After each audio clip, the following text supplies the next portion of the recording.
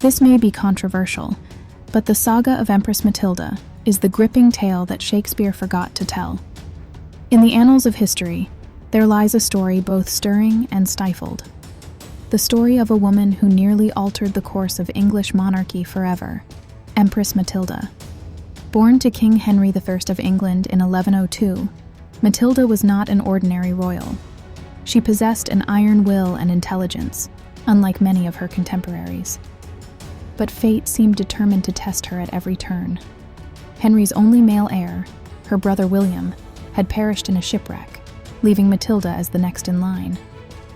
Therefore, in an audacious move that defied the norms, Henry declared her his heir, intending for her to be the first woman to rule England. However, the medieval world, steeped in prejudice, proved to be a treacherous battlefield. After Henry's death in 1135, the English nobles faced a dilemma. Despite Henry's wishes, they were hesitant to accept a female ruler. The promise of stability swayed them to rally behind her cousin, Stephen of Blois, instead.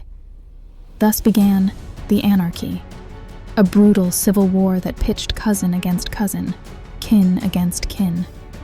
Matilda, undeterred by betrayal, returned from Normandy to claim what was rightfully hers.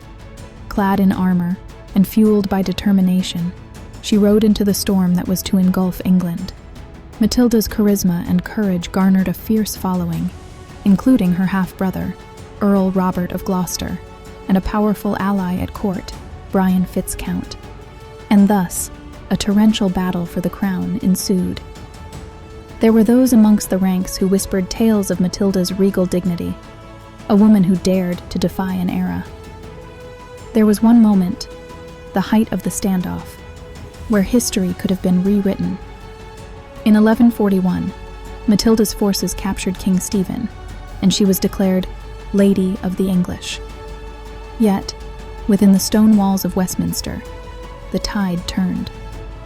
Matilda's political acumen could not outpace the deep-seated biases of the age. Her demeanor, perceived as imperious, estranged even her closest supporters. But the clash wasn't merely of swords, it was of convictions. The real battle lay in the minds and hearts of the nobility, which steadfastly resisted a woman's ascendancy. Her time on the throne was transient.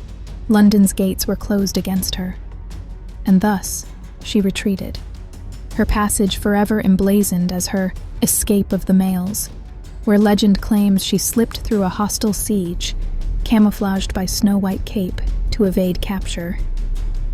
Bitterly, Matilda's dream of reigning directly faded, but her life, imbued with resilience, was far from a tale of failure. Her lineage would succeed in a way she couldn't. Her son, Henry II, took the throne in 1154, thus cementing the Plantagenet dynasty that would carve its indelible mark on England.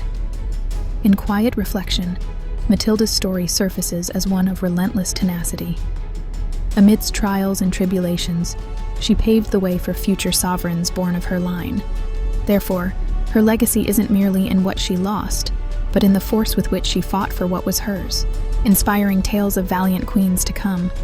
And so, the forgotten saga of Empress Matilda remains a potent reminder of history's silent rebels who dared to challenge the constraints of their time, a narrative not of defeat, but of enduring courage. Don't forget to like, share, and subscribe for more captivating short stories.